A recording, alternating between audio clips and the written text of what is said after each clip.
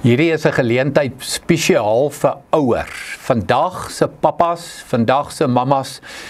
Ek het 'n moedleesboek waaroor ek by 4 geleenthede met jou gaan praat. Dit gaan nie om vir jou die totale inhoud van die boek te gee nie, dis onmoontlik, ek kan nie. Maar ek wil jou aanmoedig om hierdie boek te kry. So lyk die boek, The Anxious Generation van Jonathan Haidt. Dit is 'n verskriklike moedlees, belangrike verpligte leesmateriaal vir elke ouer vandag. Kom ek lees vir jou die subopskrif. How the great rewiring of childhood is causing an epidemic of mental illness.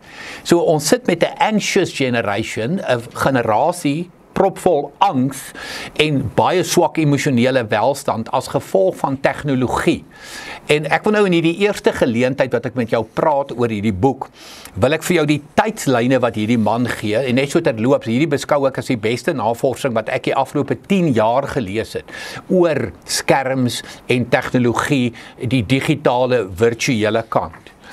So hy gee vir ons sekere tydslyne in hierdie boek, so half ter inleiding. Hy sê in 2001 was min of meer alle rekenaars, tuisrekenaars en werksrekenaars gekoppel aan die internet, maar jy sal onthou, 2001 was nog hierdie groot, swaar, ek noem dit die boksrekenaars. Jy kon nie met die ding beweeg nie, jy kan hom nie in 'n kar sit of met hom loop in 'n winkelsentrum of wat ook al nie. So die volgende 10 jaar na 2001 het daar geen agteruitgang gebeur wat tieners en ons jong mense se emosionele welstand aanbetref nie. Want jy kon nie die rekenaar onder jou arm dra nie. 2007, 2009 daar rond, toe die like-funksie ingekom, die retweet-funksie ingekom en die share-funksies ingekom. So dis baie onlangs, 2007, 2009.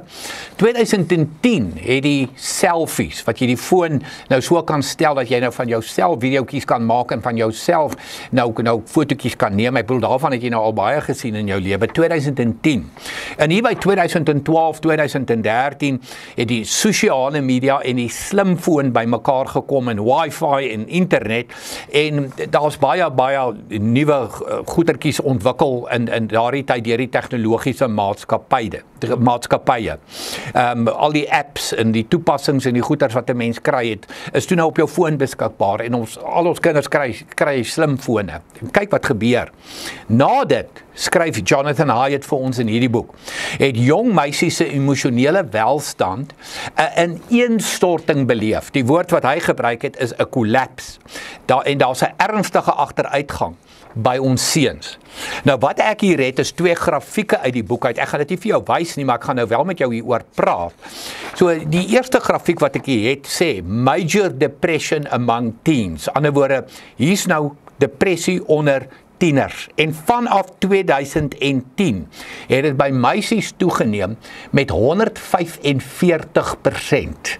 145% toename in depressie vanaf 2010 by meisies. By seuns 161% toename in depressie vanaf 2010. Dis nou Amerikaanse statistiek.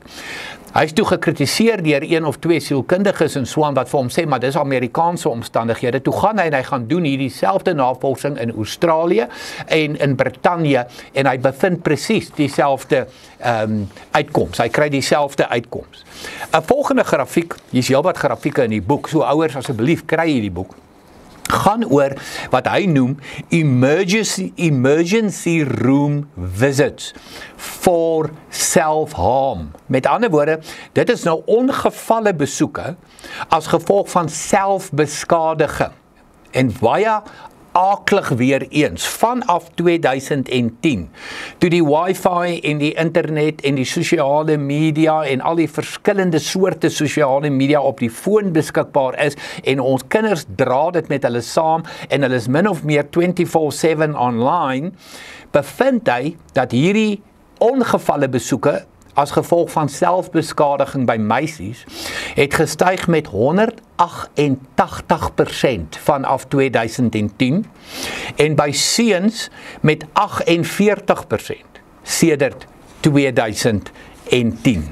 So dit is 'n shocker. En ek sê weer, uit hierdie navorsing gedoen en ook na ander navorsing gekyk in ander lande. Dis nie net Amerikaanse navorsing nie, dis oral. En dan skryf hy die volgende. Nou wat is die verskil tussen 'n basiese foon? 'n Basiese foon, 'n foon sonder internet en 'n slimfoon. Slimfone is baie anders as 'n basiese foon, sê hy. Hulle verbind jou met die internet 24/7. Daar is letterlik miljoene toepassing, apps, en dit het die tuiste van sosiale media platforms geword. Vir baie jong mense is dit soos gif. Dis poisonous is die woord wat hy gebruik. So daar's vir jou net 'n inleidende gedeelte van hierdie boek, hierdie absolute fantastiese boek, The Anxious Generation van Jonathan Haidt. En asseblief, ek wil hê elke ouer moet dit kry. So liewe ouers, ek gaan volgende week verder met julle gesels en bietjie inhoud en 'n bietjie inligting uit hierdie boek gee.